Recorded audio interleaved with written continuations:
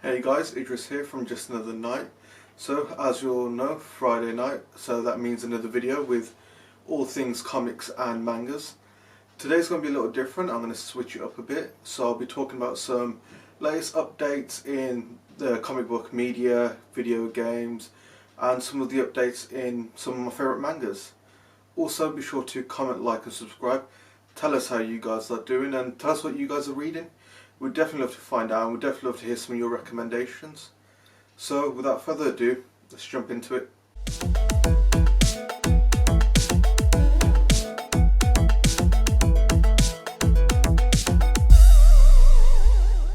So, the first big thing I wanted to talk about is Marvel.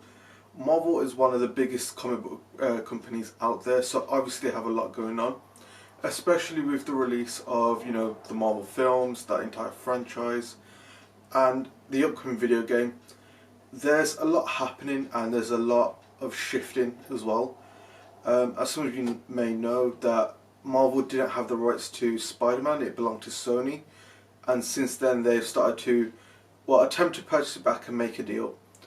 So we will soon be seeing the next Spider-Man film, which is pretty exciting. There's been lots of things teased about it, but nothing definite at this point yet. Another great thing about that is the introduction of Morbius. A lot of you may have already seen the trailers. Jared Leto is playing the infamous character.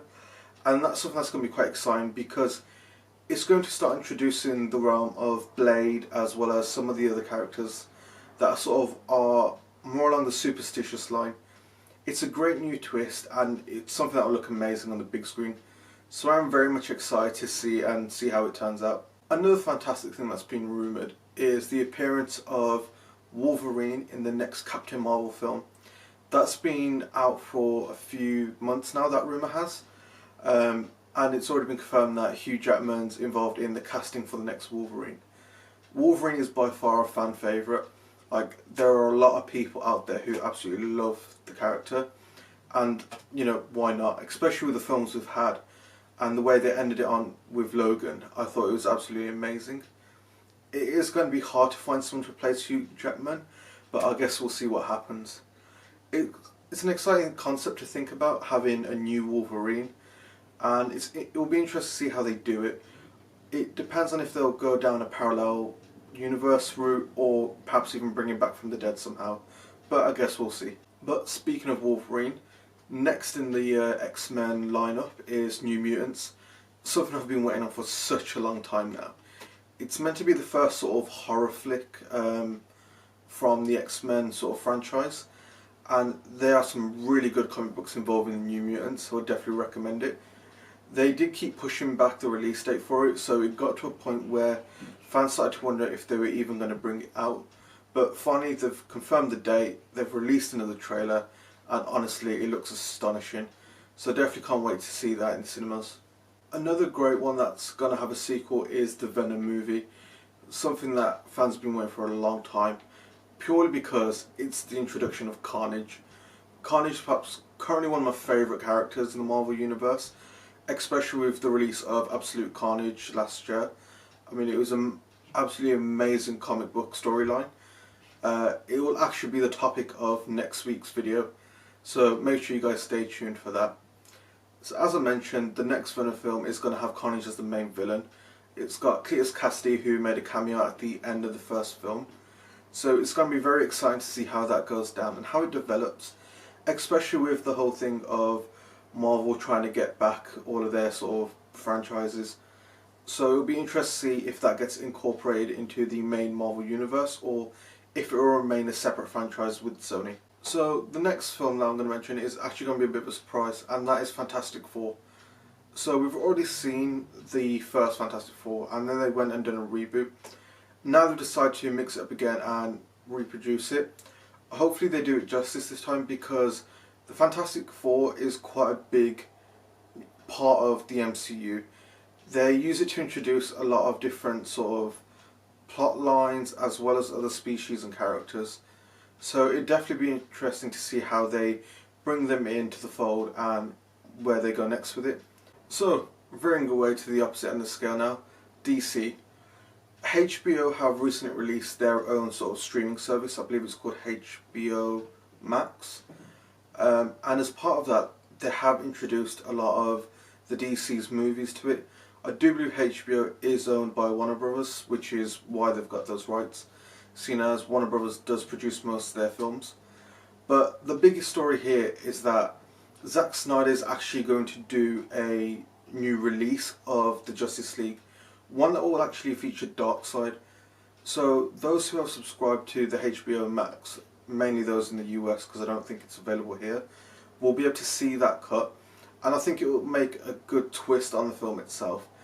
It will definitely introduce a lot of different key aspects, and it would definitely impress those who have read the comics perhaps and will understand who Darkseid is and what the Justice League was meant to be essentially. Now, even though DCU didn't take off as much as the MCU did, they are still going ahead with a lot of their films.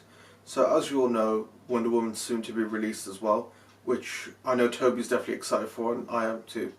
It looks spectacular from the trailer, and the first one was really, really good. But they're also going to hit us with the standalone Batman movie, which is going to take on a more sort of darker noir version of the Batman. It is going to be more detective based from what they've sort of released so far, so that'll be an interesting take on the franchise. Another thing they're going to release is Shazam 2. Now, I remember going to cinema with Toby to watch the first one, and we thought it was hilarious, so it'll be great to see the second film, especially considering that's going to be followed up by Black Adam, which happens to be one of Shazam's arch nemesis. So the DCU does have a lot going for it, and there's a lot that can be done with it as well. So it'll be exciting to see how it turns out. I know one thing I'm definitely excited for is The Flash, because he is one of my favourite DC heroes, and I don't know if you've watched the TV series or not, I do recommend it if you haven't, but the Flash TV series is amazing. So for him to also get his own standalone film will be really, really good.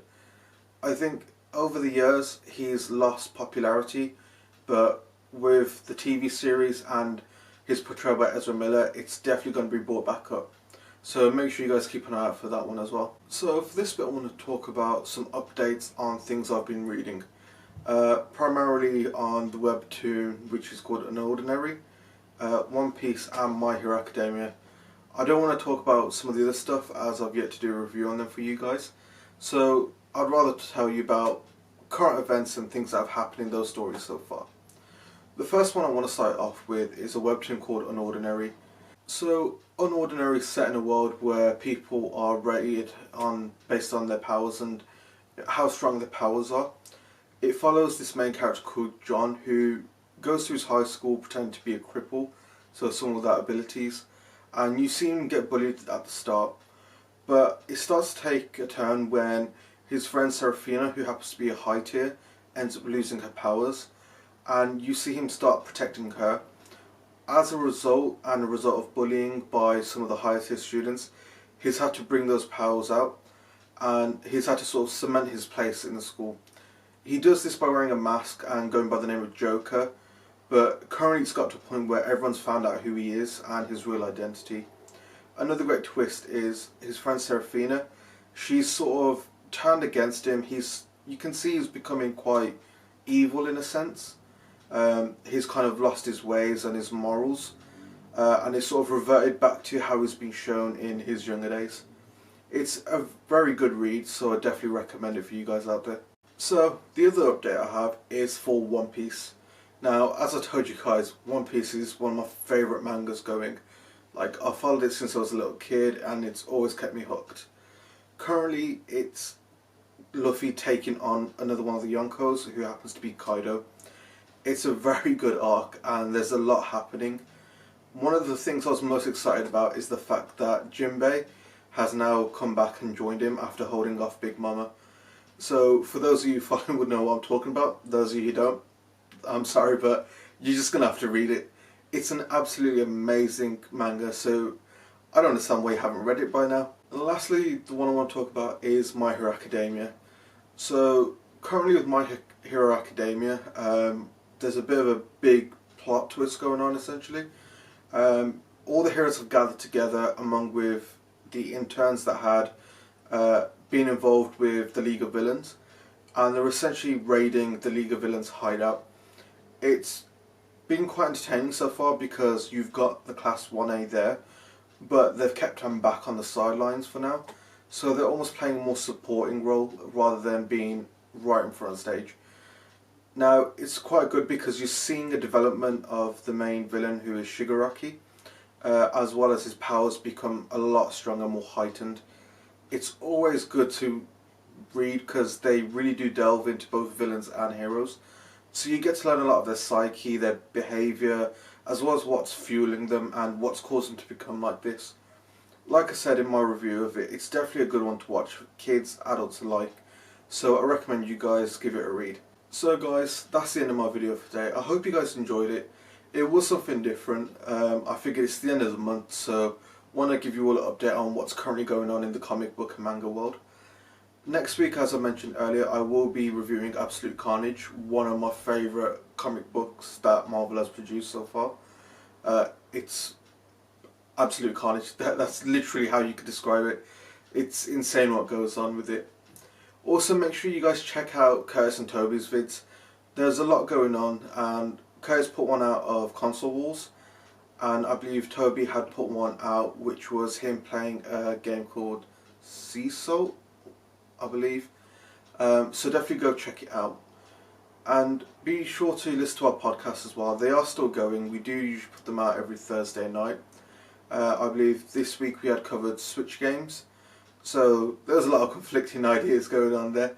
Everyone's got their own interests, which was pretty entertaining to hear. And also be sure to hang out with us on the weekends where we stream our games live. I do believe we're playing Overcooked, so yeah, get ready to watch me fail again.